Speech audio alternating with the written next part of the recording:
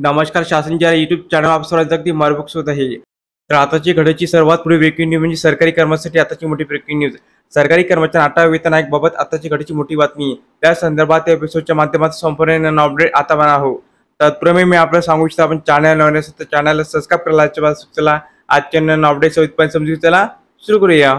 निवडणुकीनंतर केंद्रीय कर्मचाऱ्यांची लॉटरी लागणार आहे, ज्याची चर्चा आतापासून सुरू ऐकायला मिळत आहे.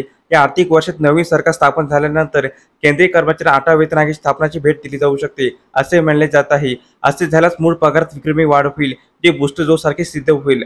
सार्वत्रिक निवडणुकीनंतर केंद्रीय कर्मचाऱ्यांसाठी नवीन वेतन सुधारणा आयोग स्थापन होणार हे निश्चित मानले जात आहे.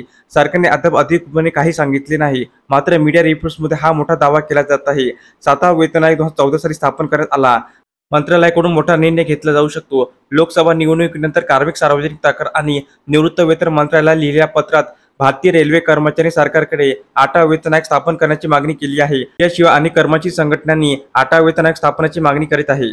कार्मिक आणि प्रशिक्षण विभागाने हे पत्र पुढील कार्यवाहीसाठी अर्थ मंत्रालयाला पाठवण्याचा निर्णय घेतला आहे. सार्वत्रिक निवडणुकीनंतर मंत्रालयाबाबत आश्चर्यकारक निर्णय घेऊ शकते.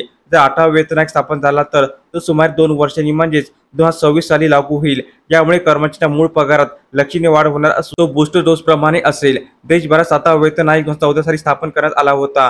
तो 2 वर्षांनी म्हणजेच 2016 साली लागू करण्यात आला होता.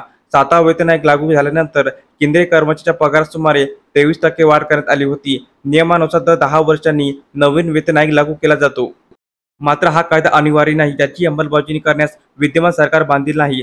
तुमच्या माहितीसाठी आम्ही तुम्हाला सांगतो की काही दिवसापूर्वी केंद्रीय कर्मचाऱ्यांच्या महागाई भत्त्यात 4% वाढ करण्याचा निर्णय घेण्यात आला होता. यानंतर ते 50% वाढले, त्यामुळे कर्मचाऱ्यांच्या पगारात मोठी वाढ झाली आहे. तर अशा प्रकारे सरकारी कर्मचारी 8व्या वेतन आयोग संदर्भात अतिशय महत्त्वपूर्ण अपडेट या एपिसोडच्या माध्यमातून आपण पाहिली आहे. तर हा व्हिडिओ आपल्याला आवडला असेल तर चॅनलला नक्की सबस्क्राईब करा, लाईक करा, कमेंट करा आणि नवनवीन अपडेट मिळण्यासाठी शासनच्या यूट्यूब चॅनलला सबस्क्राईब करायला अजिबात चुका. धन्यवाद.